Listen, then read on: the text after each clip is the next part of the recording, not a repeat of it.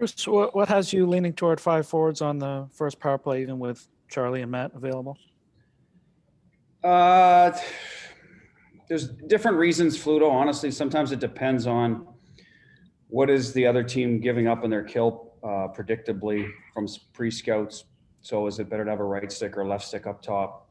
A little bit of entries. Crutch is one of the best in the business in that. A little bit will be just time and score as well. Where are we at? Are we behind? Can we afford to gamble a little bit? I think so far, no matter who's been on it, we've managed pucks well, and when we've turned it over, we've limited anything coming back at us, which wasn't always the case last year and the year before. So hopefully that stays the same. That can factor into it. Obviously, have a D defending back there. So those are probably the biggest things. We're going to use all 3 of those guys in different times, and then eventually I assume it'll sort itself out, or it may not. It may just be one of those collaborative efforts for a while. So that's the thinking. And then with Crutch on the second one, Fluto, does he kind of runs that second one. He's a veteran guy, so having him on there helps that unit. If the other, if the first unit starts to struggle, which hasn't been the case yet. So we haven't needed that sort of go-to presence on the second one, so to speak. I mean, obviously we want to see them both function well, but that might factor into it down the road as well, as if the first one starts tripping up a little bit, then make sure you have a second one ready that's got some chemistry, and I think that's where Crutch comes in handy on the second one. Go next to Steve Conroy. Hey, Bruce, how you doing? Good. Obviously, with the COVID stuff, you can only control what you can control and try and follow the rules as best you can. But how concerning is it that these postponements are piling up here with you guys and across the league? Well, in our little sort of division or area, it's a little more concerning now that it's hit a few more teams.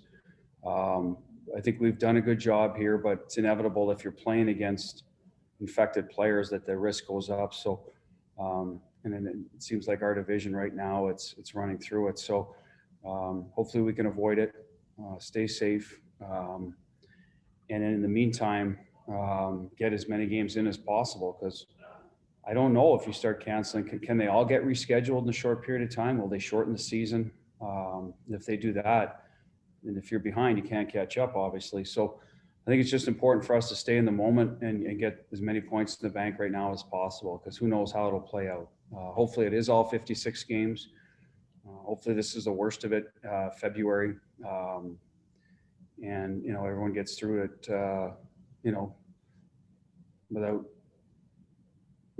losing too many players to health reasons, and everyone recovers and you're back up and running. But as you said, you can only control what you can control. Right now we're playing the Rangers tomorrow. We're working on preparing for them, and hopefully we get as many games in, like I said, as possible. And I don't think anybody expects the schedule to be fully normal, Steve, to be honest with you. We're going to play a lot of road games in a row. Other years you might say, geez, we need to play at home and this and that. This year it's just get the games in wherever they fall. Like I said, put as many points in the bank as possible. And is Stadnicka available tomorrow night, or not? I don't know yet if he'll be cleared to play. I wasn't planning on dressing him tomorrow night. He practiced safe for the first time in a normal color. So we would probably want him to get a few more practices in before we put him in. But health-wise, once he's out there practicing, he's a lot closer anyway. But he won't dress tomorrow for us. We'll see what happens after the game and for the weekend. Thank you. Yeah. Go next to Trey Dare. Hey, Bruce, the core of the team and yourself have been around long enough to see some pretty hot streaks like you've had. I guess it can be a little bit of human nature to maybe get into a little bit of overconfidence. So on your end, how does maybe the message change, or, what do you look for things to happen to really just make sure things keep rolling? Well, I trust our guys, first of all. They're good pros. They know that, it doesn't matter what you did last week, that, the next game is the one you focused on and get ready to play and get better.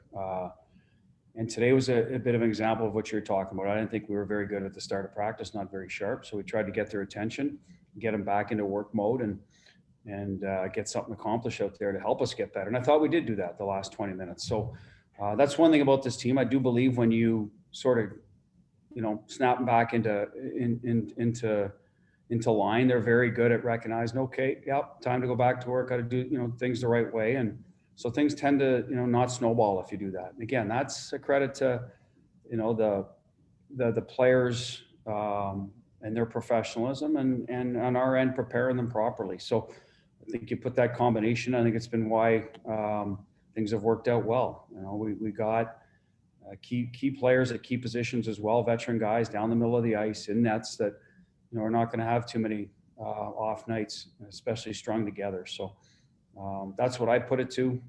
It's inevitable. Like I said, you get a little bit looser when things are going your way, but I don't think we've dominated games. And I think our guys know that it's not like we just go out there and dominate teams from start to finish. We've had to work hard to come back in games, work hard to score goals, find our 5-on-5 scoring, et cetera. So I think they understand that too, that, we're not a team that just, can go out there and play half a game and win. We need to, play our 60 and play it well. And they've been every game's been, what have we had? 9 out of 11 have been 1-goal games, or at least close to 1-goal games, maybe an empty net mixed in there. So I think that's the other thing for us. We know that it's not easy every night.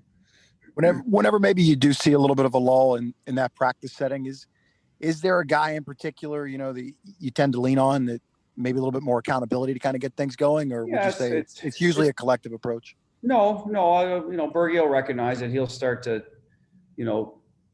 he just feels it. He can see it. He's got 2 eyes. He knows when we get sloppy and when I start barking a little louder. So he's pretty good at, sending the message himself. I think Kevin Miller's good at the back end. We missed him last year. We had Z obviously that could do that, but now Kevin back there is pretty good at too at recognizing when we get, it's just like when the passes aren't on the tape, or we're not ready to do the drill. Those are the little things that we pride ourselves on, the details. So, and those 2 guys are detail guys, so they will recognize it as quickly as I will. And I think that's great. If the players can self-correct, it makes everyone's job easier. I think players respond better to that anyway.